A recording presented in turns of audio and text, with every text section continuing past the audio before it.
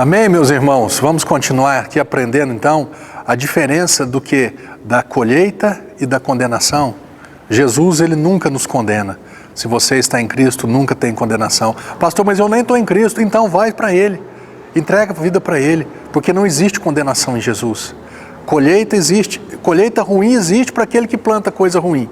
Se você plantar abacaxi, você vai colher abacaxi. Se você plantar chuchu, vai colher chuchu. Agora, se você plantar um pé de maçã, você vai colher maçãs maravilhosas. Se você plantar um pé de laranja, você vai colher laranja maravilhosa. Amém? Estou falando mal do chuchu, do abacaxi, não. Estou falando que é um jeito, né? Nossa, minha vida tem um abacaxi. Nossa, um chuchu não tem graça nenhuma. Né? Não é tão mal assim. Aqui no capítulo 23 de Lucas, o versículo 39 ao 43, fala sobre colheita e sobre condenação. Diz aqui, um dos malfeitores, quando Jesus foi crucificado, ele foi crucificado do lado de dois malfeitores. Para eles estarem sendo crucificados, era pena de morte. Lá nos Estados Unidos, hoje tem a pena de morte. Ninguém é mandado para uma cadeira elétrica, ninguém recebe uma injeção letal por roubar uma carteira.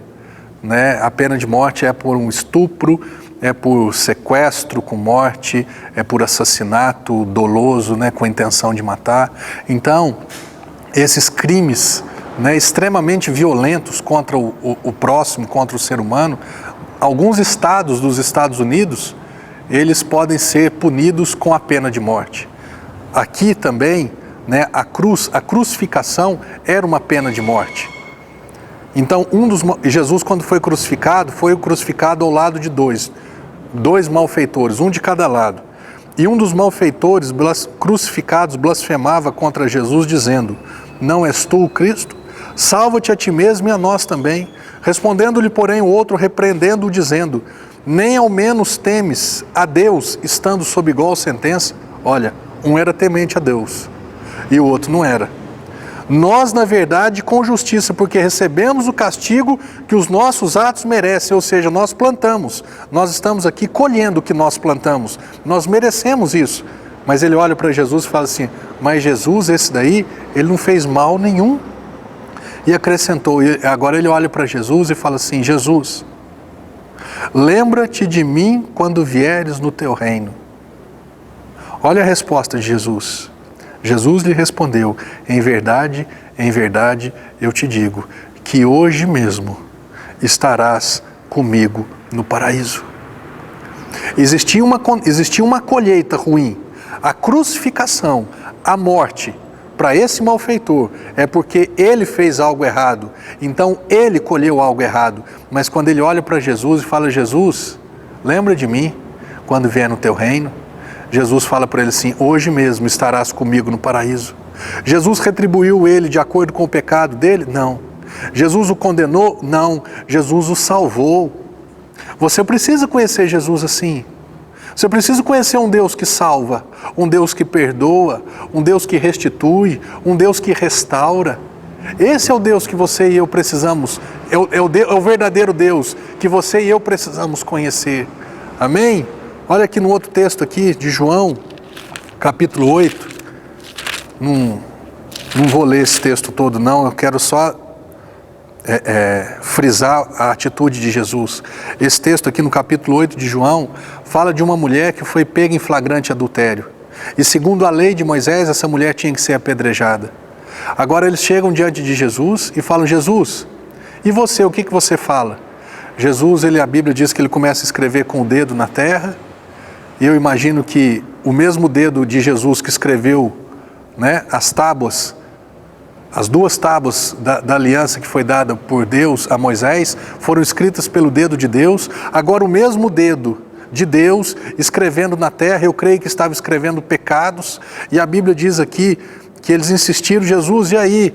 Né, o que o Senhor faz? Jesus falou assim: aquele que tiver sem pecado, principalmente esses que eu estou escrevendo, que seja o que atire a primeira pedra. E a Bíblia diz que eles foram, né, tomados de a consciência do pecado, e cada um começou a sair, deixar as pedras. E aí aqui, no versículo 10, diz assim: erguendo-se Jesus, e não vendo a ninguém mais além da mulher, perguntou-lhe: mulher, onde estão os teus acusadores? Ninguém te condenou? Onde estão os teus acusadores? Ninguém te condenou? Respondeu ela: ninguém, Senhor. Então Jesus lhes disse: nem eu tampouco te condeno. Eu não te condeno. Eu não estou aqui para te condenar. Eu estou aqui para te salvar. Eu estou aqui para te dar uma vida nova. Eu estou aqui para te perdoar. Eu não estou aqui para te julgar. Eu estou aqui para te salvar. Nem eu tampouco te condeno. Vai e não peques mais. É muito interessante que Deus, Jesus, o que ele fez? Ele amou aquela mulher do jeito que ela estava. Ela estava colhendo algo ruim? Estava. Por quê? Porque ela plantou algo ruim. E Deus não falou: não tem problema pecar, não tem problema adulterar, não. Jesus não falou isso. Jesus simplesmente falou para ela: eu não estou aqui para te condenar. Eu estou aqui para te salvar. Para com isso. Não cometa mais esse pecado. Você entende a diferença da colheita e da condenação? Jesus, ele não veio nessa terra para nos condenar, não. Olha aqui, João capítulo 3, verso 17. Porque Deus enviou ao mundo o seu Filho, não para que julgasse o mundo, mas para que o mundo fosse salvo por ele. Quem nele crê não é julgado. O que não crê já está julgado, porque não crê no nome do unigênito Filho de Deus. Você crê em Jesus? Você está em Cristo? Então nenhuma condenação há mais para a sua vida.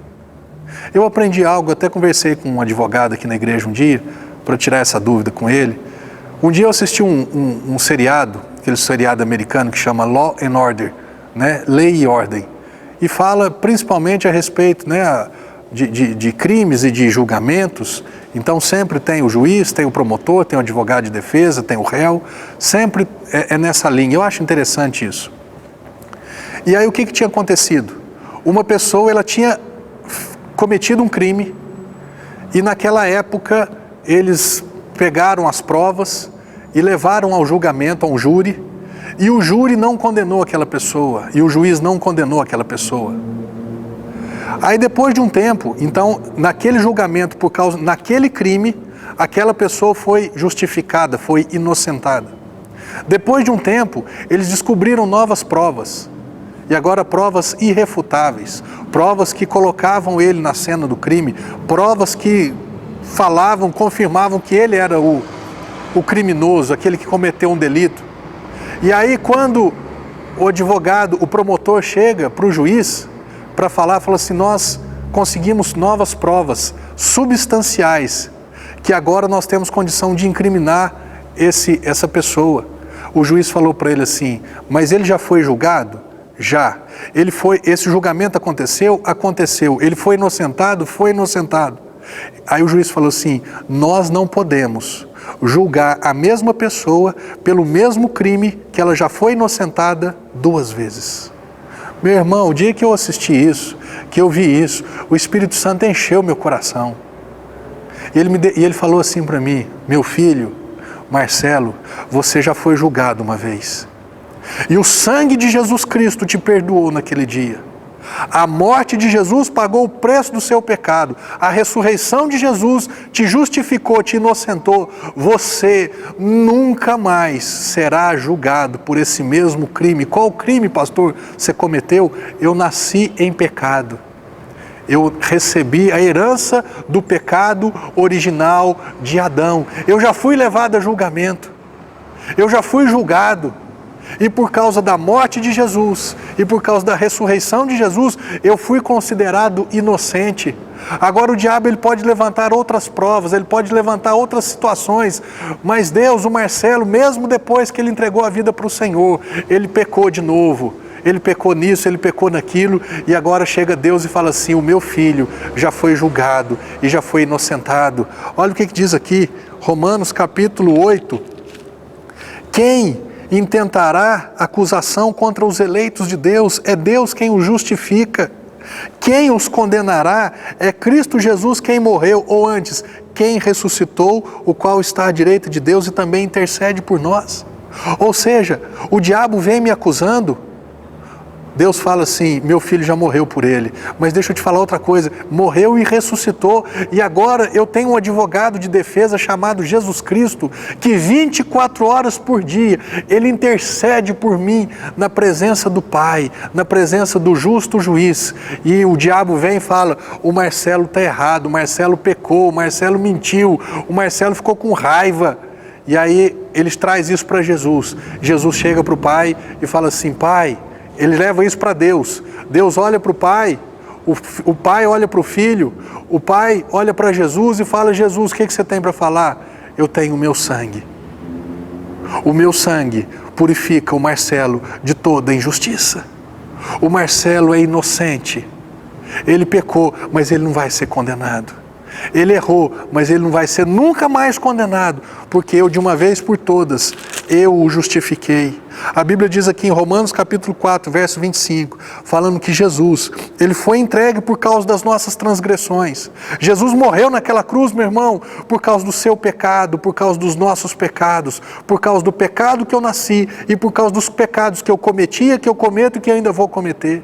Ele foi entregue, ele foi crucificado, ele foi sacrificado, o sangue de Jesus foi derramado por causa dos meus pecados, das minhas iniquidades, das minhas transgressões, e ele ressuscitou por causa da minha justificação. Eu fui declarado inocente o dia que Jesus morreu e o dia que Jesus ressuscitou. E o dia que eu aceitei a morte e a ressurreição de Jesus, eu fui declarado inocente. Por isso que a Bíblia diz que se tu com a boca confessares Jesus como Senhor, e com teu coração creres que Deus o ressuscitou dentre os mortos, será salvo, eternamente salvo, nunca mais vai ter condenação na tua vida, porque Jesus morreu uma única vez e foi suficiente para você e para mim. Nenhuma condenação há para aqueles que estão em Cristo Jesus. Toma cuidado com as suas plantações, porque as colheitas vêm. Aquela mulher, Jesus falou, eu não te condeno, mas para com o pecado. Jesus hoje fala para você, eu não te condeno, mas não viva na prática do pecado. Não cometa pecados, porque são colheitas desnecessárias. Você pode tomar umas pedradas aí. Amém? Do homem, de Deus, nunca. Meu irmão, que você viva uma vida livre, no nome de Jesus Cristo. Que Deus te abençoe. Amém.